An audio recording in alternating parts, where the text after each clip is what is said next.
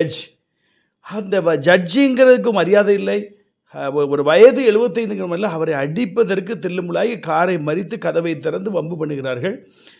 இதை நீங்கள் உடனடியாக அதற்கு தக்க நடவடிக்கை எடுக்க வேண்டும்.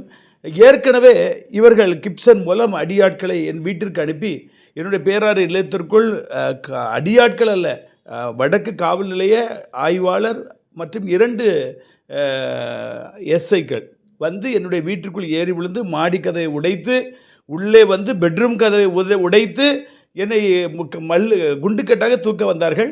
நான் கேட்டேன், ஏதாவது ரிமாண்ட் ஆர்டர் இருக்கிறதா, என் மீது ஏதாவது ஒரு புகார் இருக்கிறதா காட்டுங்கள் என்று சொல்லி எங்களுடைய எஸ்பிக்கு, திருநெல்வேலி எஸ்பிக்கு நாங்கள் ஃபோன் செய்ய ஆரம்பித்தவுடன் அவர்கள் சிசிடிவி எல்லாத்தையும் தூக்கி கொண்டு ஓடிவிட்டார்கள்.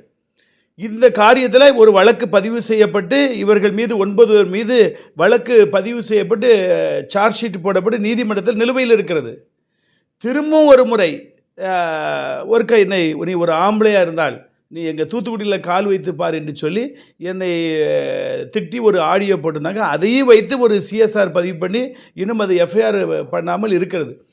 இப்படி இப்போ தேர்தல் வேறு ஆரம்பித்து விட்டது. இதை வைத்துக்கொண்டு எப்படி செய்ய முடியும்? ஏற்கனவே நான் காவல்துறை பந்தோஸ்து கேட்டுக்கொண்டிருக்கிறேன், பர்சனல் செக்யூரிட்டி ஆஃபீஸர்.